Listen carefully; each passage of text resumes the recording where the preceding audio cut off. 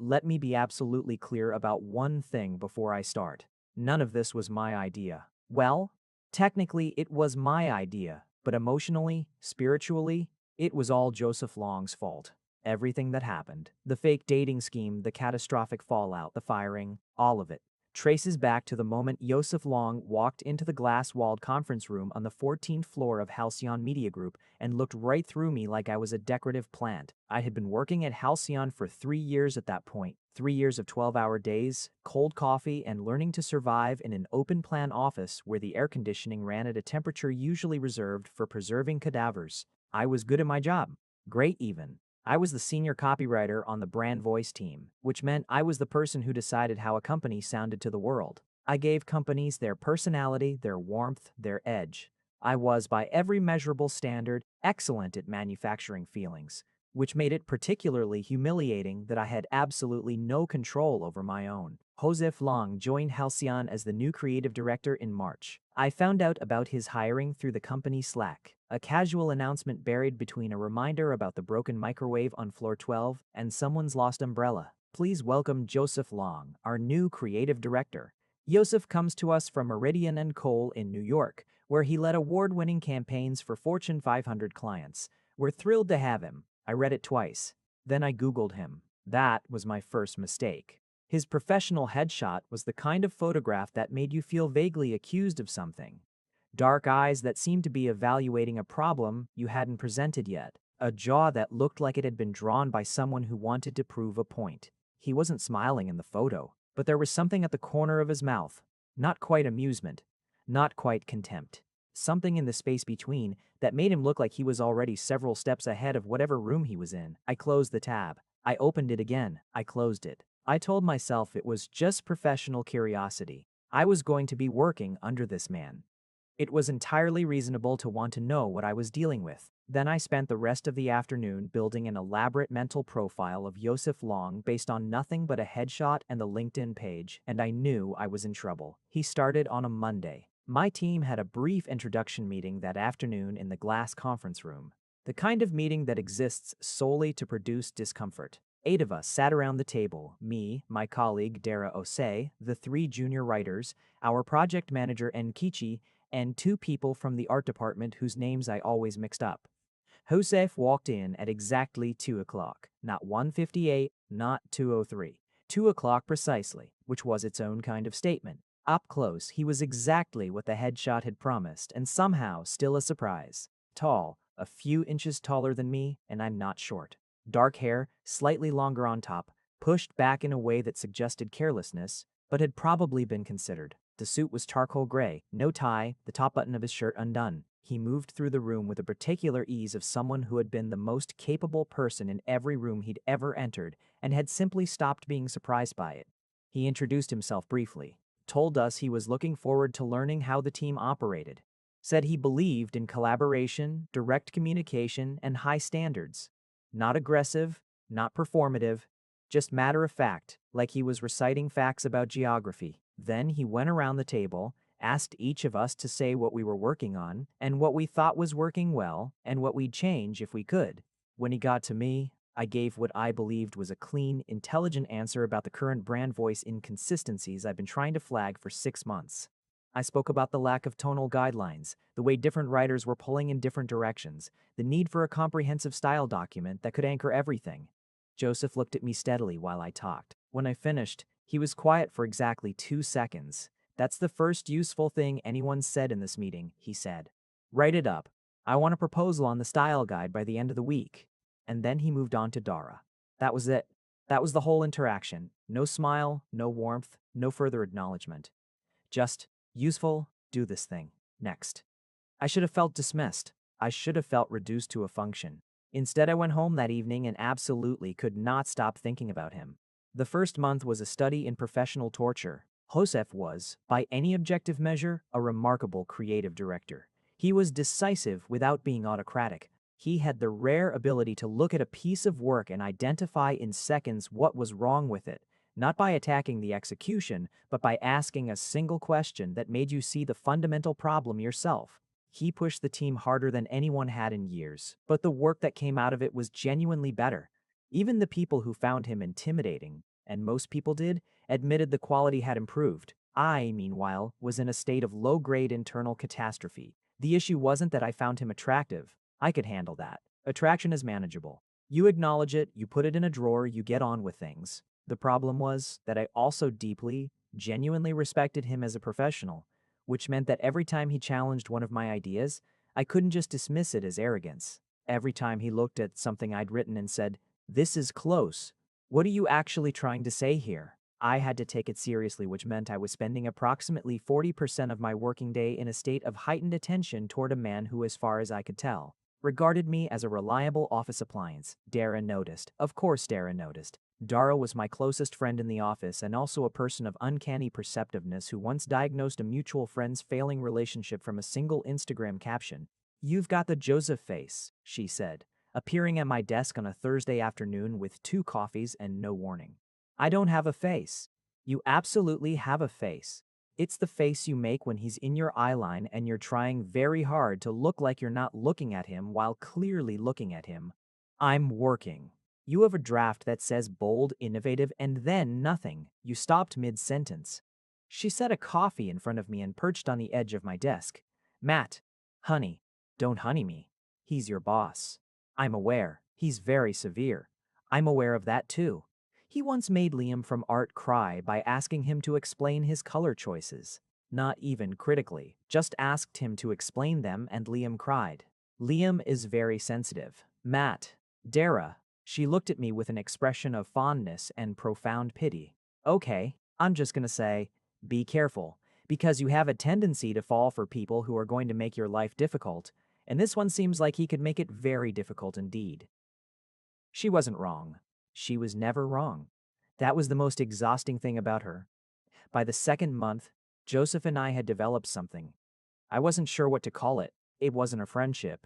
There was too much professional distance for that. It wasn't purely professional, because occasionally there were moments that didn't belong in the category of work. It was something that existed in the margins. We worked late on the same evenings, which was coincidence, the first time in pattern after that. The office had a particular quality after 7 o'clock. The air conditioning finally relented, the ambient noise of 30 conversations died away, and the open-plan floor became something quieter and more honest.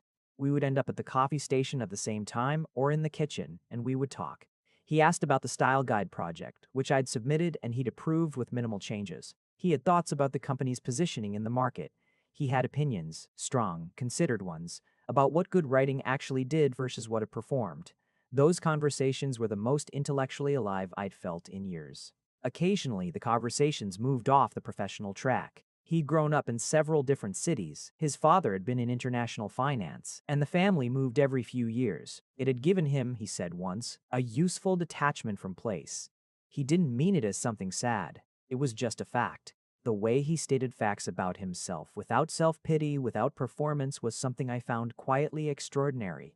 Once, very late on a Friday, after everyone else had gone and we both been in for 11 hours, I said something that made him laugh. A real laugh. Not the controlled, brief acknowledgement I'd seen him deploy in meetings, but something spontaneous and genuine that rearranged his whole face. It lasted about 3 seconds. Then he composed himself and looked slightly annoyed, like his face had done something without authorization. I thought about that laugh for days.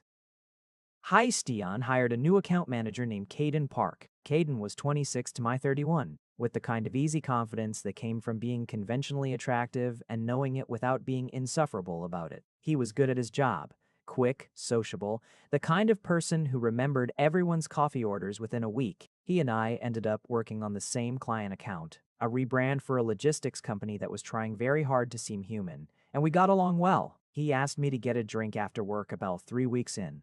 I said yes, thinking it was a work thing. It became clear fairly quickly that it wasn't a work thing. I liked Caden. He was warm and funny and uncomplicated in a way that felt like standing in sunlight after months in a cold office. But the evening had this peculiar quality, which was that I kept thinking about Joseph, not in the obsessive way, just a steady undercurrent, a kind of comparison I couldn't stop making. Caden said something clever, and I thought, Joseph would have gone further with that. Caden made me laugh, and the laugh felt light, pleasant, surface level. Different from the 3 seconds of seeing Joseph's face rearranged. I went home and sat with myself for a while and tried to be honest about what was happening. The honest answer was, I was starting to feel things about Joseph Long that had moved well past professional admiration, and there was nothing I could do about it, because he was my creative director and he showed no indication of seeing me as anything other than a competent senior copywriter who occasionally produced useful proposals. The other honest answer was, I was 29% tempted to go out with Caden again. Not because I was particularly interested in Caden, but because there was a smaller, pettier, more embarrassing part of me that wanted to see what Yosef would do. I told myself that was a terrible idea and went to bed. I want to be very clear that I did not immediately pursue the terrible idea. I held it at arm's length for 2 full weeks. I had conversations with myself about dignity and professionalism and the importance of not using a real human being as a prop in my own emotional theater. Then Joseph Long sat down across from me in a client feedback meeting and said about the campaign headline I'd spent 3 days writing that it was almost there, and something about the way he said it, that particular tone, that particular look, like he could see exactly where my thinking had stopped short and wanted me to see it too, made me want to crawl out of my own skin with some combination of humiliation and something I refused to name. I went to drinks with Caden that Friday. Here's what I told myself. It was just drinks. Caden knew I wasn't looking for anything serious. We were friends who occasionally had drinks. There was nothing manipulative about having a social life. Here is what I was actually doing. Arriving to those drinks having thought very carefully about what I was wearing, knowing that Yosef also sometimes went to the bar 2 blocks from the office on Friday evenings, and not hoping he'd be there.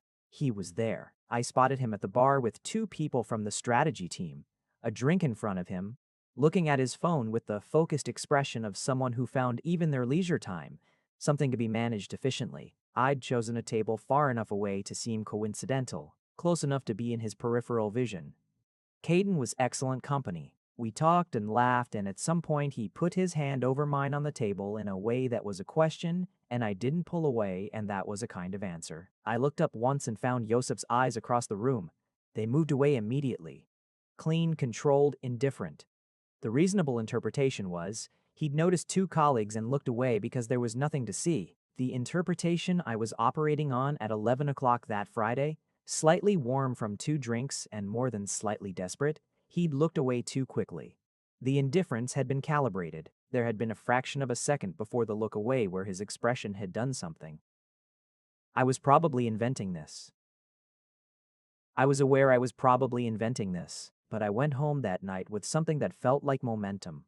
Over the following 2 weeks, Caden and I went out 3 more times. Each time the emotional accounting in my head was 30% genuinely enjoying Caden's company, which felt real and something I was glad of, 70% in a state of constant low-level awareness of what Joseph might or might not know about my social life. It is not a period of my life I look back on with tremendous pride. The problem, one of several problems, was that I hadn't been honest with Caden. He thought something real was developing. He was attentive and kind and making plans, and I was, in my worst moments, nodding along while using him as a human chess piece in a strategy against a man who didn't even know he was playing. Dara found out, of course. You're doing the thing, she said. What thing? The thing where you use a nice person to make an unavailable person pay attention. That's a very uncharitable framing. Is it inaccurate? I didn't answer. Matt. She leaned forward. Caden is a good person, and you're not a bad person, which means if you keep doing this, you're going to make both of you feel terrible. I like Caden. Liking someone isn't the same as being fair to them. Maybe I'm trying to move on. Maybe seeing Caden is how I get over whatever this is with Joseph. Dara looked at me for a long moment with an expression I can only describe as sorrowful patience. Matt, you have never once in your life successfully manufactured feelings for someone as a strategy to stop having feelings for someone else. You are not built that way. She was right. She was so comprehensively right, and I knew she was right at the time. I kept seeing Caden. In between those drinks with Caden, something else was happening at work that I was trying very hard to treat as purely professional.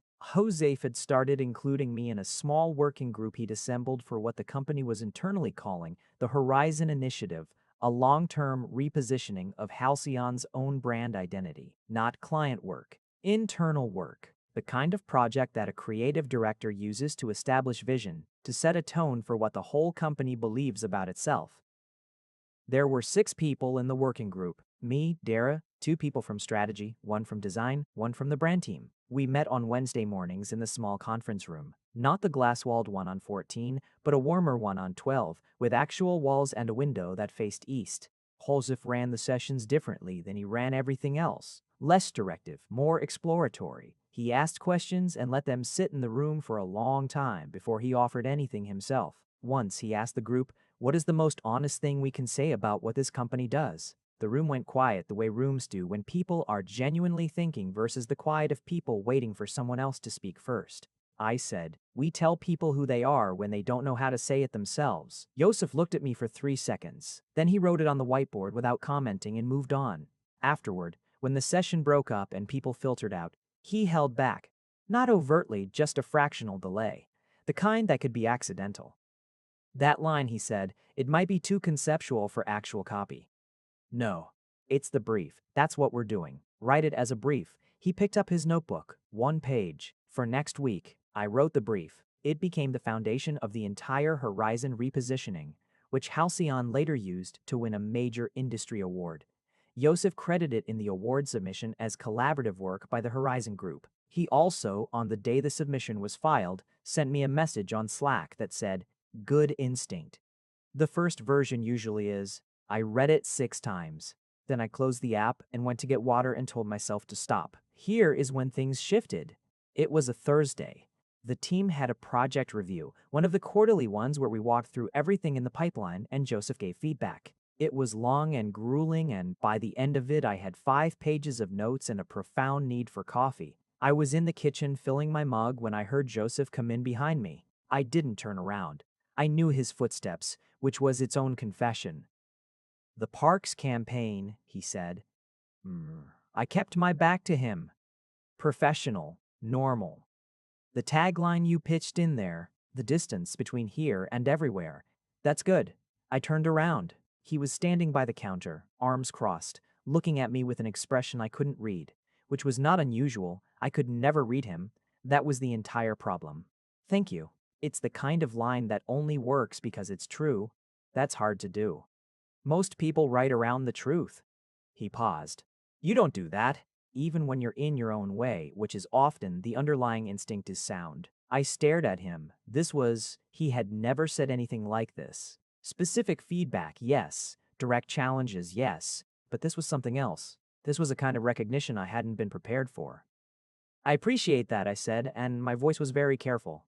Something crossed his face. Quick. Gone. "You're seeing someone," he said. Not a question. Not really a statement. More like something said aloud that had been thought. The kitchen was very quiet. "Caden Park," I said. "From accounts. I know who he is." A pause. "Is it serious?" My heart was doing something uncomfortable. I reminded myself to breathe. "We've been out a few times." He nodded once, the small decisive nod he used when a piece of information had been filed. "Right." He straightened, picked up his coffee. "Good work on the tagline." And he left. I stood in the kitchen for approximately 90 seconds, staring at the counter, doing nothing. Then I got my phone out and texted Dara. Something just happened. The thing about being in a precarious emotional situation is that hope is genuinely dangerous. Because once you have evidence, or what you decide is evidence, your brain stops operating on reason and starts operating on narrative. And narrative brains are catastrophically bad at risk assessment. I had decided that, "Is it serious?" was evidence. I had decided that the 3-second pause before he asked, and the particular quality of his expression when I answered, was evidence. I had decided that something had shifted, that there was a vector, a possibility, a direction. What I should have done, nothing. Kept seeing Caden honestly or stop seeing him honestly.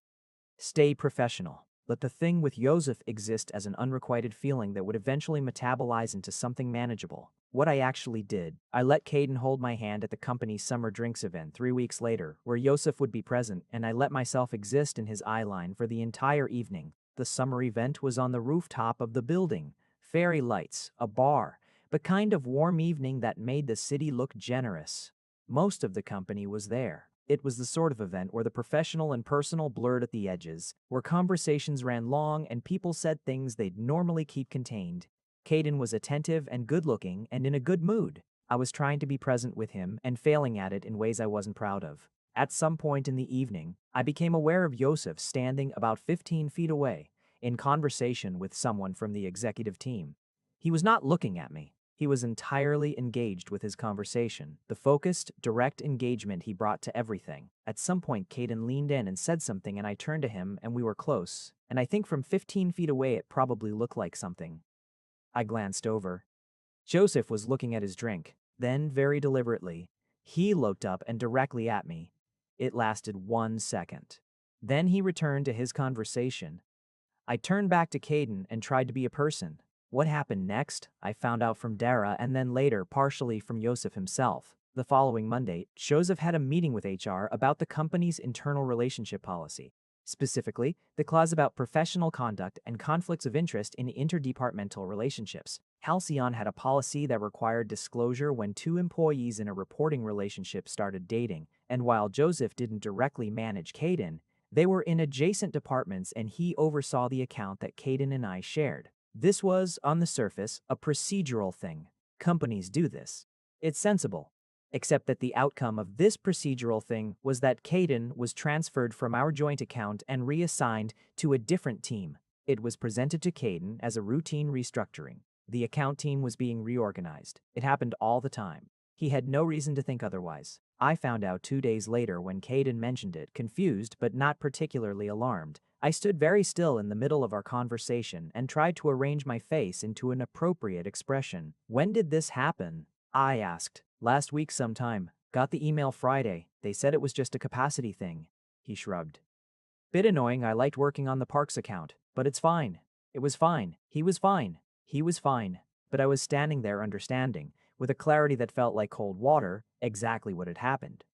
Joseph had moved Cotton off our shared account. I spent the afternoon trying to build an interpretation in which this was purely procedural. The policy existed. It was reasonable. Maybe someone in HR had flagged it without Joseph's specific involvement. Maybe it was coincidence. By 4 o'clock, I had abandoned all pretense of neutrality. I knocked on the door of Joseph's office. He had a real one, glass-walled, corner-facing, the kind that said this person makes decisions, and when he looked up from his screen and said, "Come in," I did. I closed the door behind me. The office had this quality in the late afternoon. The sun came through the west-facing windows at a low angle and turned everything amber, and I remember thinking the timing was inconvenient because even now, even in this moment, Yosef Long and amber afternoon light was a problem for me. Caden Park was moved off the Parks account, I said. Yosef set down his pen. His expression was level. There was a conflict of interest review. There was no conflict of interest. We weren't in a direct reporting relationship. He reported to account management, which reports to creative. It's proximate enough to flag under the policy. He said this with a calm that was infuriating. That policy gets applied with discretion.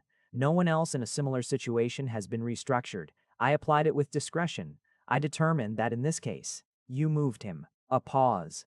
The late sun moved slightly. Joseph looked at me with an expression I had spent 3 months trying to decode, and for the first time, something in it was legible.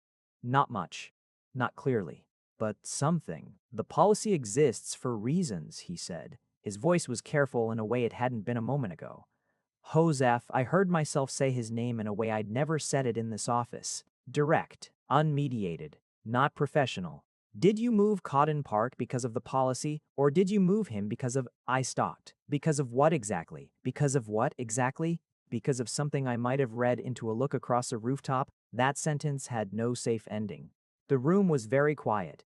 Joseph stood up from his chair. He didn't come around the desk. He put his hands in his pockets and looked at me, and his expression was doing the thing, that thing I could never parse, that controlled, contained thing that I had spent months wanting to understand. The policy was followed correctly, he said. HR signed off. That's not what I asked. He looked at me for 3 long seconds. Then, is there something else you wanted to discuss? Dismissal. Clean, controlled, definitive. I left. I called Dara that evening and told her everything in one long, continuous sentence that lasted approximately 4 minutes and contained no punctuation. When I finished, she was quiet for a moment. He fired him, she said. He didn't fire him. He reassigned him. He fired him from your life. Dara. Matt. He is a senior executive at a company who used an HR policy as a weapon to remove a man he perceived as a romantic threat. A pause. This is both a massive red flag and, honestly, the most romantic thing I've ever heard. It is absolutely not romantic. It's a little romantic. Is he institutional power too? Yes, and that's the red flag. I said both things. I'm holding both things simultaneously, which is what adults do. She sighed. What are you going to do about Caden? This was the question I'd been avoiding, because the honest answer was, I had never been fair to Caden. I had used him, even gently, even without malice, and the fact that something unexpected had come of it didn't make that better.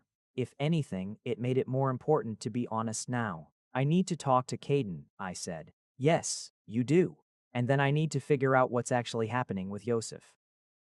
Also, yes. Another pause. For what it's worth, and I want to be careful how I say this, I've seen how he looks at you when you're not looking at him. My heart did the thing. I told it to stop. How does he look at me? Like you're a problem he can't stop working on. She sounded fond and slightly sad. Which is, knowing you both, probably exactly true. I had a long, honest conversation with Caden on a Tuesday evening over coffee. Not drinks, coffee, which signaled the seriousness of my intentions. I told him that I'd been going through something complicated, that I hadn't been fair to him, that he was genuinely a wonderful person who deserved someone whose attention wasn't divided. I didn't tell him about Yosef. That wasn't his to carry. He was quiet for a while. Then he said, I sort of knew something was off. I kept thinking maybe you just needed more time. You deserved more than me waiting to figure myself out. Yeah, he said, not unkindly. But I'm glad you said something. He looked at his coffee. Is there someone else? I thought about lying. The lie was right there. It's complicated, I said instead. He nodded. Seemed to accept this. We sat for a while and talked about other things. The park's account, a film we'd both seen, the broken microwave, and when we left, we hugged briefly, and it was the kind of ending that felt clean. Not painless, clean. I walked home alone and thought about what came next. Here is something I knew about Joseph Long. He was direct. He said what he meant in professional contexts, with very little decoration. He asked questions and expected honest answers. He did not, in my experience, respond well to avoidance. The thing I had never done, the thing I had been orbiting for months, was be direct back. I had let things accumulate in the unspoken space between us. I had made moves without making my intentions clear. I had watched and waited and tried to read signals instead of simply saying the thing. I was 31 years old. I wrote words for a living. I was gonna go say some. I went into the office the next morning and sent Joseph a message on Slack asking if we could meet to discuss something outside a formal work context. Could I take 30 minutes of his time? Not as his direct report, but as a colleague outside the office at his convenience. His response took 40 minutes, which was long for him. He usually replied within 5. Sure. 6 p.m., the coffee place on Meridian. You know it? I did know it. The coffee place on Meridian was small and warm and smelled like cardamom. Joseph was there when I arrived. At a table in the back corner. No laptop, no phone on the table. Just him, a coffee, and the particular expression of someone who has prepared themselves for a conversation. I sat down. Ordered. Let a moment pass. I owe you an honest conversation, I said. His eyes were steady, waiting. I wasn't being fully honest with myself for the past few months about what I wanted and what I was doing about it, and that affected how I behaved with Caden and I paused. And around you. No response. Absolutely no readable response. He was made of stone. I pressed on.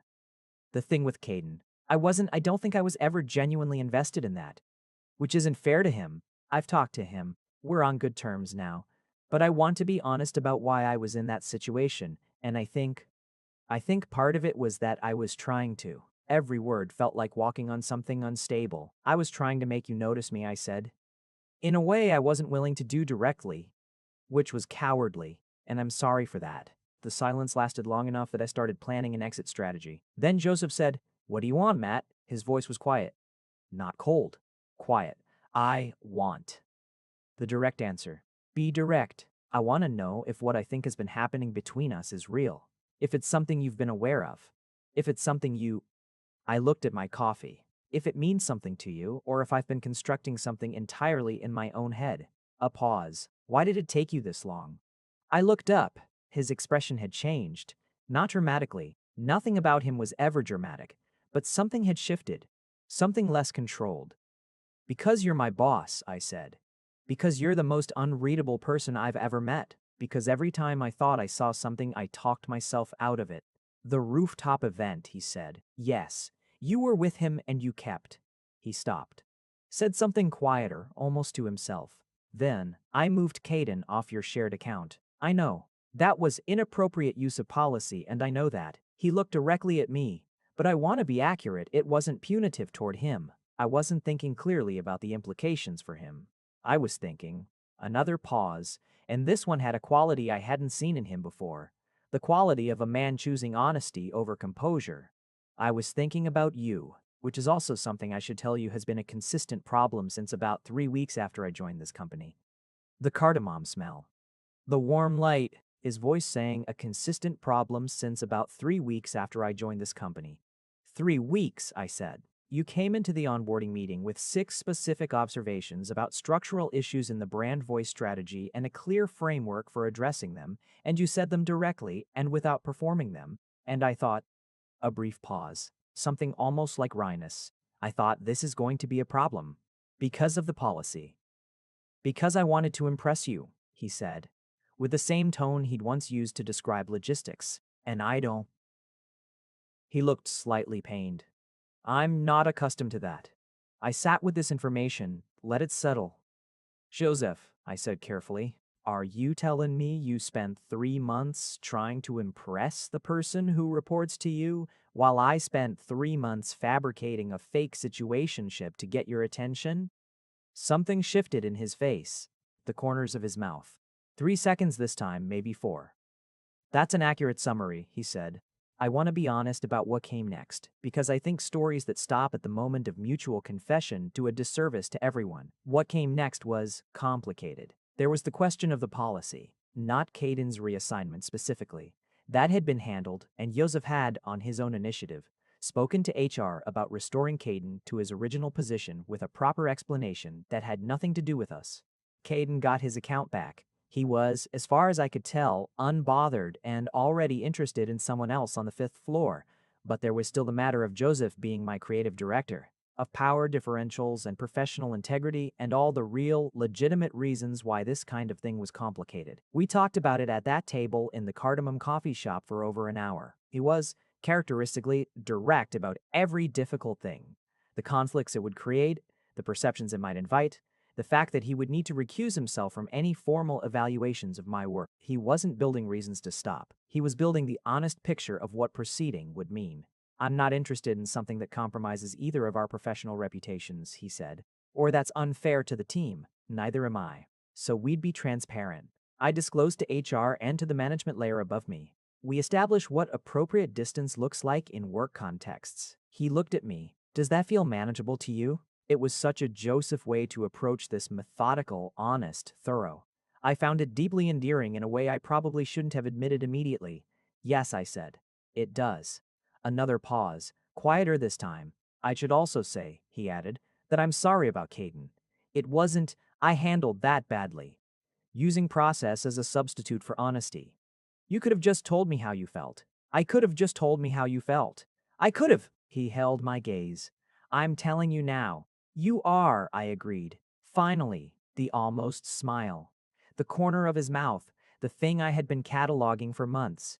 You're going to be very difficult, he said. You handled a whole company's brand voice problems in your first month and you're worried about me? This time the smile was real. Brief, real, slightly disbelieving, like he was still surprised his face could do that. There are things I want to tell you about the months that followed because I think they matter. The disclosure conversation with HR was uncomfortable and handled well. Joseph's manager, a composed, practical woman named Adrian who had overseen the company for 12 years, listened to the situation with the expression of someone who had heard stranger things and said the important things were transparency and professional conduct, both of which she believed, having observed us, we were capable of. The team found out gradually, the way things in offices find out. Not from an announcement, but from the accumulated weight of things people notice. The way I no longer tensed when Joseph came into a room. The way he occasionally directed a question to me with a fraction more directness than was strictly necessary. Dara, who already knew, said nothing but started giving me the expression of vindicated prophecy on a regular basis. Most people were, to my relief, unbothered. Nietzsche from Project Management said, I had a feeling, with the satisfaction of someone completing a crossword. Liam from Art, who had famously cried during a color critique, hugged me in the kitchen and said, You deserve something good, with a sincerity that made me genuinely emotional. The junior writers on the team behaved with studied professional normalcy that told me they'd been briefed by Dara and sworn to decorum. The only genuinely awkward moment was with a senior strategist named Paul who had, without my awareness, apparently harbored his own feelings about Joseph for most of the preceding year. He was not rude about it. He was dignified and quiet and moved his desk to the other side of the floor, which I respected enormously.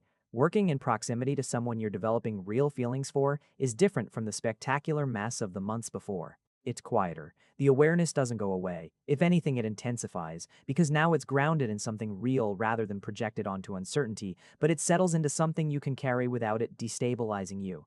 I watched him in meetings and found the things I'd always found compelling about him. And now I could also know that he went home to an apartment that was spare and ordered and had an inexplicable shelf of paperback thrillers that he was slightly embarrassed about, that he made good coffee and bad breakfast decisions, that the controlled, precise person in the conference room was also the person who at 11 on a Saturday was a little loose and a little warmer and would tell me things with a candor he didn't have access to under fluorescent light. He was exactly as difficult as promised, demanding in ways that were sometimes exhausting. He had high standards for everything, including me, and would not lower them for the sake of comfort, which was occasionally infuriating, and ultimately, I think, one of the things I loved most about him. He pushed me in ways that were genuinely good for my work and my thinking, and the challenge of it, the challenge of him, was something I hadn't known I was hungry for until I had it.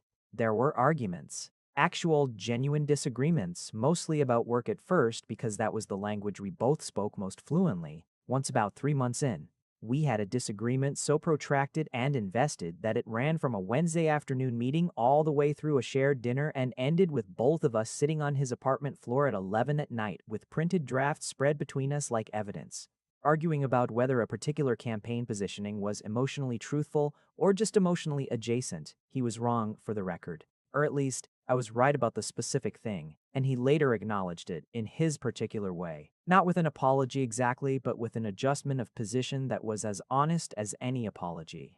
I told him he was infuriating when he refused to admit fault directly.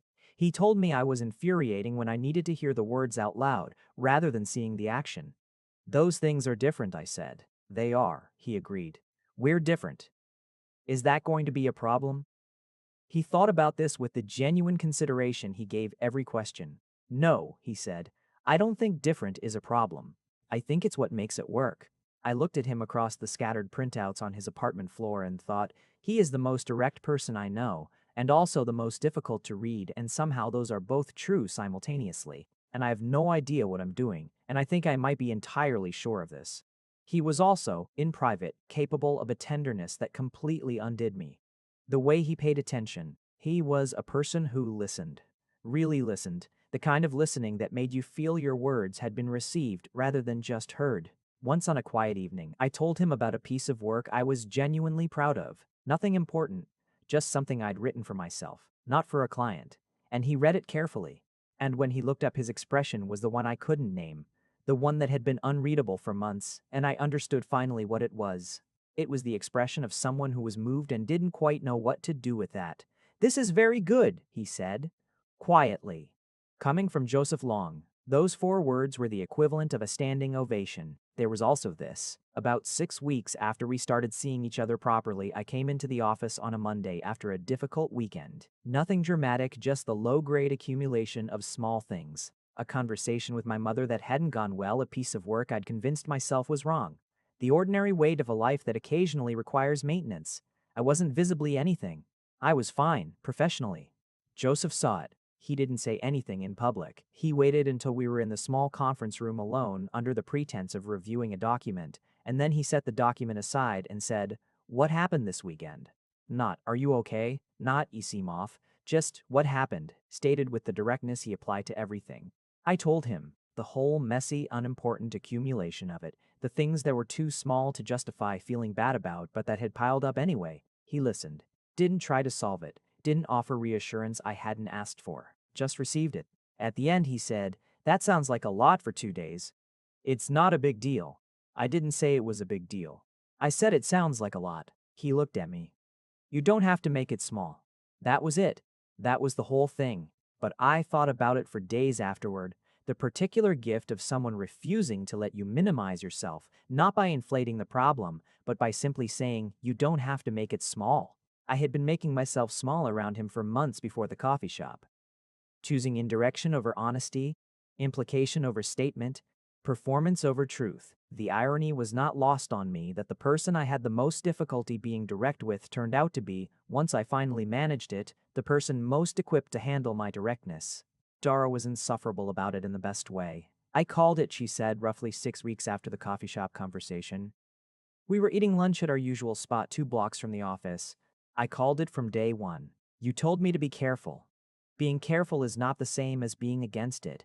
I told you to be careful because you were about to do something chaotic, which you then absolutely did, and it somehow worked out anyway, which I did not predict but am delighted by. You predicted Yosef's feelings before I did. Yes, she looked pleased about this.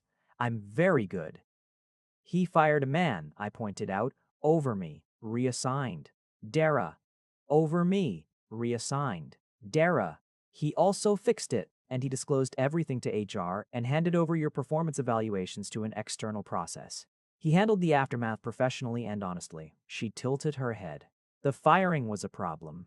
The handling of the problem was actually quite mature. I thought about this. He's going to be a lot, I said. You are also a lot, she said. You spent 3 months manufacturing a fake relationship to make your boss jealous. You are not a low-drama person, Matt. This was fair, she ate a fry thoughtfully. Can I say one more thing? You're going to say it whether I say yes or not. I've known you for 3 years, she said. I've seen you date people you like but didn't challenge you, and I've seen you date people who challenged you but didn't actually see you. Joseph does both things simultaneously, which is, she paused, unusual. For you. I was quiet for a moment. He told me I don't have to make things small, I said. Dara looked at me for a long time. Yeah, she said softly.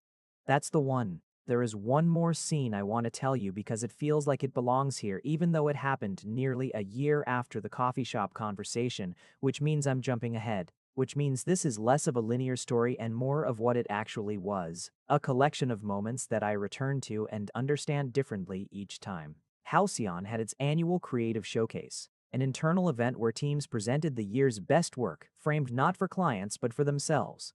The kind of occasion that reminded everyone why they'd chosen this industry in the first place.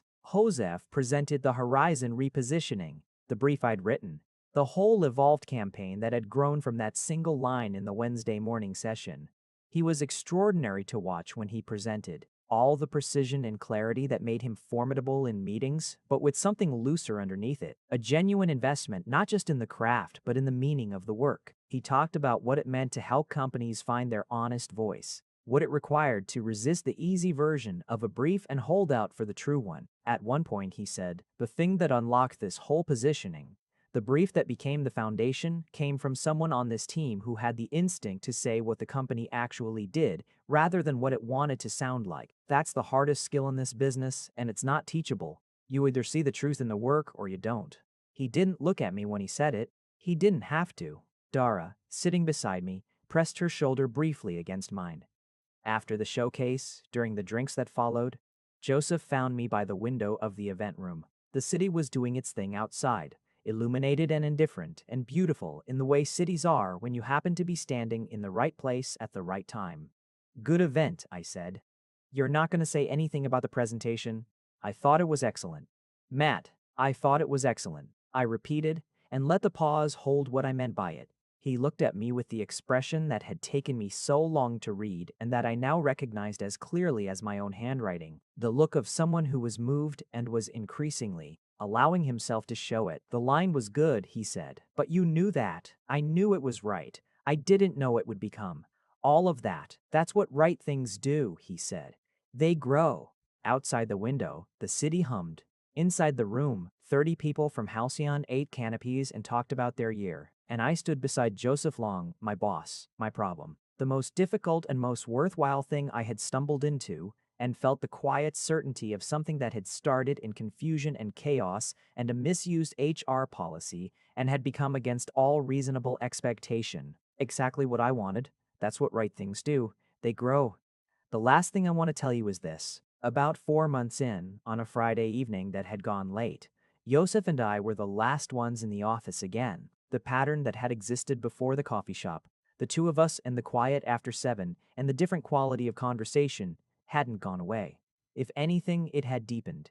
We were both finally wrapping up. He'd been reading something and I'd been working on a proposal, and the office had that amber evening quality again, and he closed his laptop and looked over at me. "Do you remember the tagline?" he said. I looked up. "Which one?" "The distance between here and everywhere." He said it the way I'd written it, with the weight of it. "I told you that day it only worked because it was true." "You did." "I wasn't wrong about that." He looked at me steadily. "But I didn't tell you what I was actually thinking." I waited. I was thinking, this person writes things that are true. He can't help it. He paused. "It's rare, and I'd spent a month trying not to think about it. I had written words for a living for 9 years. I had written love letters for clients who couldn't find their own. I had shaped the voice of companies, gave them personality and warmth and the texture of feeling. I did not, in that moment, have a single word." Joseph, watching my face, produced the real smile, the fully committed one I'd only seen a handful of times. The one that rearranged his whole face and made him look like someone different and completely himself at the same time. "Don't," he said, "make this into a headline." And I laughed, and he looked briefly delighted by that, and outside the office windows the city did its indifferent, beautiful thing, and I thought about the distance between here and everywhere, and how that distance had turned out, improbably and somewhat messily, to be shorter than I'd imagined. The parking space between our cars in the Halcyon garage is disputed to this day. We have agreed to disagree. He is wrong. I am right. Some things, even with complete honesty, remain unresolved. If you made it to the end, you're my kind of person. Leave a subscribe, comment down your favorite part of the story, and if you want early access to videos, exclusive content, or just want to support the channel, hit that join button right below the video. Even one member genuinely means the world to me. See you in the next one.